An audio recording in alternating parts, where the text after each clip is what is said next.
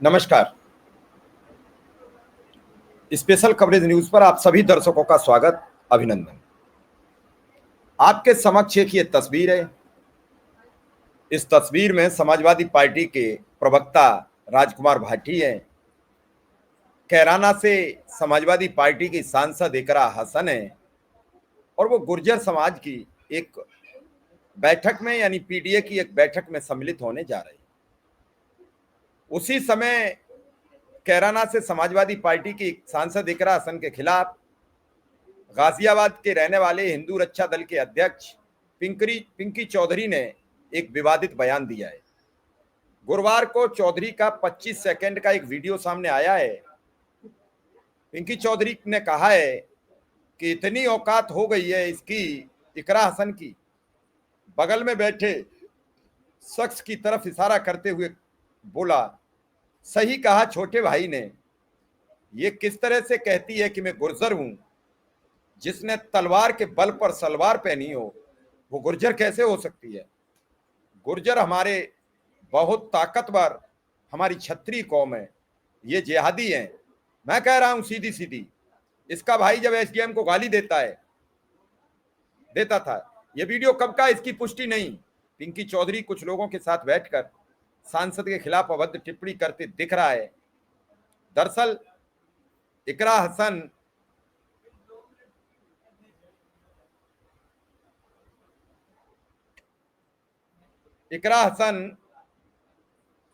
बुधवार को सहारनपुर जिले के गंगो क्षेत्र के छापुर गांव पहुंची थी। सामने ये तस्वीर है, ये वही छापुर गांव है। वहां उन्होंने गांव के लोगों की मौजूदगी में भावुक होते हुए कहा था कि मुझे मुल्ली और आतंकवादी कहा जाता है। समाजवादी पार्टी सांसद ने कैराना के पूर्व सांसद प्रदीप कुमार पर निशाना साधा था। उनका नाम लिए बिना कहा कि उनके इशारे पर उनके समर्थक ये काम कर रहे हैं। उसके बाद ये कैराना की सांसद इकरा हसन उस विवादित मंदिर पर पहुंची। उस मंदिर पर पहुंची जहां तोड़फोड़ हुई थी, वहां मंदिर देखेंगी। और उन्होंने ये कहा भी अपने में, क्या मैं आपकी समाज की बेटी नहीं हूं। दरअसल इकरा हसन ने बुधवार को छापुर गांव के ग्रामीणों के साथ बैठक की। किसी भी आस्था स्थल को खंडित करना बेहद निंदनीय। ये वही मंदिर है जो खंडित किया गया है। इस मामले में जो भी जेल भेजे गए हैं, मैं उनका कभी समर्थन नहीं किया है, न किसी भी कीमत पर करूंगी, ना ही किसी के पक्ष में कोई फोन किया है। कुछ लोग समाज को तोड़ रहे हैं। ऐसे लोग खुद को महापुरुष कहलवा रहे हैं। असली महापुरुष बाबू हुकुम सिंह जैसे लोग थे जिन्होंने समाज को जोड़ा।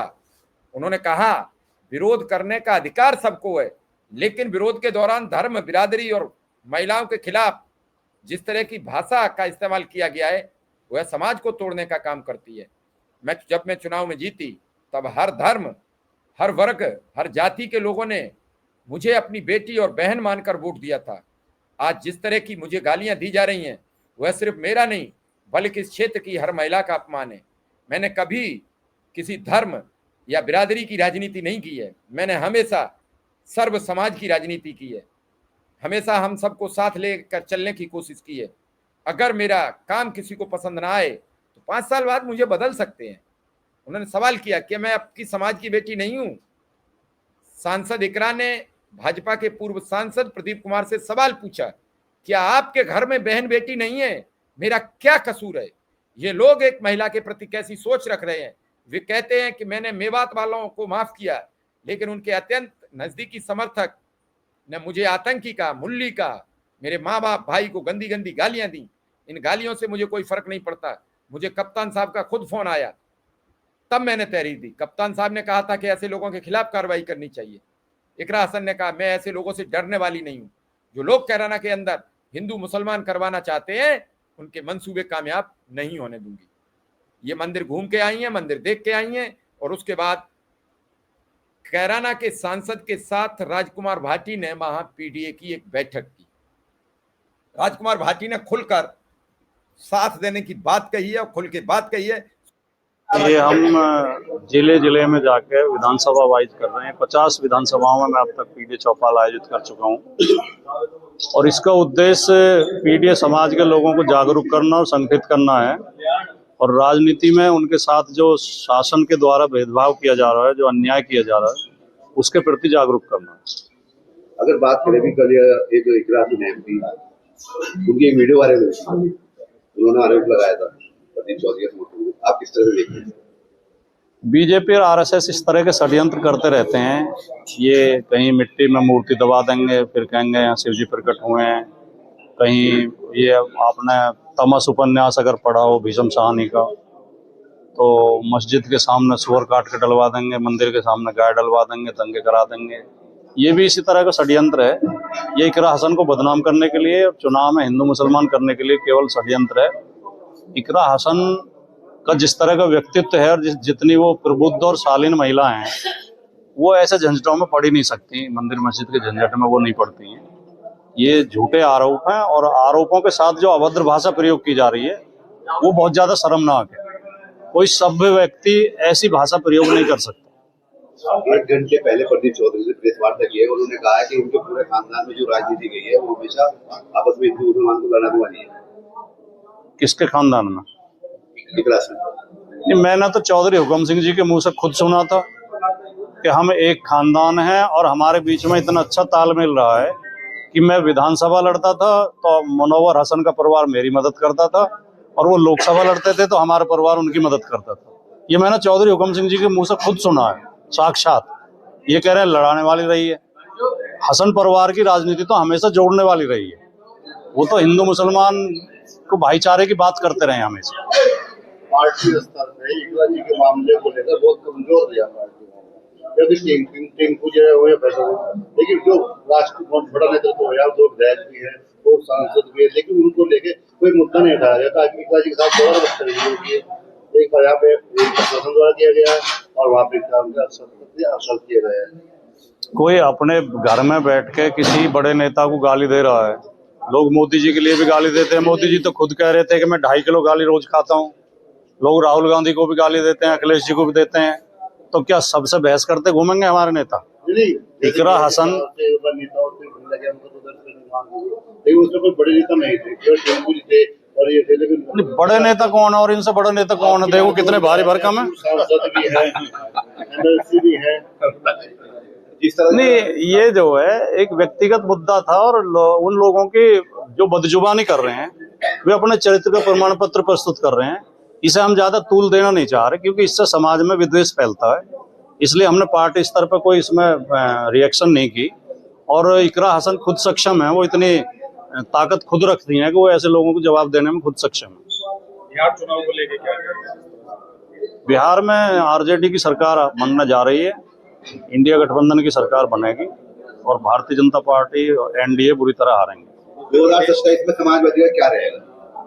2027 में 350 से ज्यादा सीटें लेकर समाजवादी पार्टी सरकार बनाएगी। अभी पिछली बार जो है मायावती ने एक महारैली करी थी जिसमें काफी जनसैलाब देखने को मिला था, जिसमें लोग कह रहे थे कि समाजवादी को इससे थोड़ा डर लगेगा। क्या कहेंगे? डर हमें लगेगा? मुझे तो देखिए, मैं बहुत आदर के साथ कहना चाहता हूं क्योंकि मैं बहन जी का बहुत सम्मान करता हूं।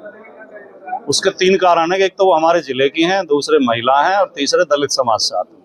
इन 3 कारणों से मैं उनको बहुत सम्मान करता हूं। लेकिन आजकल वो बहुत भयभीत हैं, वो सच बोलने की हिम्मत नहीं कर पा रही हैं। अब वो किस कारण से डरी हुई है और वो क्या कारण है, उन्हें उनकी जांच करने की जरूरत है। ये एक इतने जिन्हें आयरन लेडी कहा जाता था, आज वो मोम लेडी बनी हुई है। वो भाषा कहाँ गई जो बहन जी के तेवर थे? विपक्ष के नेता का और मीडिया का काम होता है सरकार की आलोचना करना, सरकार की प्रशंसा करना नहीं होता।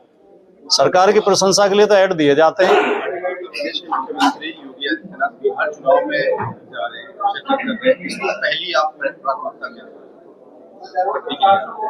अब योगी जी का ऑरा खत्म हो चुका है। उनका जो व्यक्तित्व का आकर्षण था वो लोग धीरे धीरे समझ गए हैं कि इस आदमी के पास ज्यादा कुछ है नहीं, केवल हिंदू मुसलमान करने के। उनका रटा रटा है भाषण में आज ही बता देता हूँ वो क्या कहेंगे बिहार में जाके। वो कहेंगे लड़ाई अली की और बजरंगबली की है, लड़ाई 20-80 की है और कटोगे तो बटोगे। इसके अलावा कुछ कभी उन्होंने कहा हो तो बता दो। उन्होंने कोई भी इतिहास की, साहित्य की, कोई संस्कृति की, कोई राजनीति की बात कभी कही हो, संविधान की कोई बात कही हो? खुद ही काटते हैं, खुद ही बांटते हैं, फिर कहते हैं कटोगे तो बटोगे। उनका एक बयान आया है कि देश में माफियाओं को जहन्नुम की यात्रा में भेज दिया हम लोगों ने, और जो अराजकता फैलाते थे उनकी दुर्गति हो रही है वहाँ पे, और लोगों की जो ऐसे लोग थे उनकी संपत्तियां हम लोगों ने जब्त करके गरीबों के लिए आवास बना दी। नहीं, जितने माफिया थे वो तो सब कमल छाप झंडा लगाए घूम रहे हैं गाड़ियों पे, सारे तो बीजेपी में शामिल हो गए। किसे नेस्तनाबूद करेंगे? लोकसभा चुनाव में तो अगर पता नहीं आपके पास खबर है या नहीं है, एक चैनल ने चलाई भी थी, माफियाओं की मीटिंग अमित शाह ने ली थी खुद जाके, धनंजय सिंह के नेतृत्व में। धनंजय सिंह ने मीटिंग आयोजित कराई थी, पूर्वांचल के सारे माफियाओं की मीटिंग अमित शाह ने ली थी, जो देश के गृह मंत्री हैं। ये किस मुंह से माफियाओं का नाश करने की बात करते हैं? और जो अराजकता की बात है, अभी पीछे ही तो एबीवीपी के छात्र वो कर रहे थे, हल्ला कर रहे थे, नहीं कर रहे थे, पुलिस से टकराव हो रहा था, नहीं हो रहा था। तो अराजकता इसे कहते हैं। योगी आदित्यनाथ कह रहे हैं दीपावली का पर्व है, एक व्यक्ति की मदद जरूर करनी चाहिए, और इस तरह बुलडोजर की कार्रवाई क्या कहें? एक व्यक्ति की मदद तो अगर कोई करने वाला नेता उत्तर प्रदेश में है तो वो श्री अखिलेश यादव जी हैं। अखिलेश यादव जी ने हजारों लोगों की बिना चुपचाप, बिना बताए, बिना किसी प्रचार के, कोई बच्चा पहुंच जाए जी मैं फीस नहीं दे पा रहा हूँ, उसकी फीस देते हैं। कोई विकलांग पहुंच जाए जी मेरे पास वो नहीं है व्हील चेयर, उसे व्हील चेयर देते हैं। कोई बेटी पहुंच जाए, बेटी का बाप पहुंच जाए कि बेटी की शादी है मेरे पास संसाधन, उनकी मदद करते हैं। योगी जी ने किसकी मदद की है? योगी जी तो सरकार होते हुए मदद नहीं कर पा रहे हैं। विचार तो ये सही है उनका, दिवाली हो या ईद हो, त्योहारों पे हमें गरीबों की मदद करनी चाहिए और हर व्यक्ति कोशिश करे कि एक आदमी की मदद करे। विचार तो ये बहुत बढ़िया है, लेकिन आप तो सरकार में बैठे हो, आपको कहने की क्या जरूरत है? आप तो कर दो। कथनी और करनी का अंतर दूर करें मुख्यमंत्री जी। आपने सुना राजकुमार भाटी ने कहा कि 350 सीटों के साथ समाजवादी पार्टी 2027 में सरकार बनाएगी। योगी जी हमेशा बटोगे कटोगे 80-20 के नारे के साथ बिहार में चुनाव प्रचार का श्री गणेश करेंगे। साथ ही उन्होंने कहा कि अगर कोई जनता की मदद करता है तो वो सिर्फ और सिर्फ एक नाम है, वो नाम है अखिलेश यादव। हमारी सांसद इकरा हसन पढ़ी लिखी महिलाएं, एक सभ्य महिलाएं जो उनके खिलाफ अनर्गल बयानबाजी हो रही है उस पर कुछ कहती नहीं है। ये साफ जाहिर होता है कि ये हिंदुत्व के पुरोधा जो फर्जी आवरण पहने घूम रहे हैं, ये कुछ भी बोलने के लिए तत्पर रहते हैं। उन्होंने कई सवालों का जवाब दिया है और कई सवाल छोड़े हैं जो आम जनमानस देखे। फिलहाल इस खबर में इतना ही। आप सबका आभार, धन्यवाद, नमस्कार।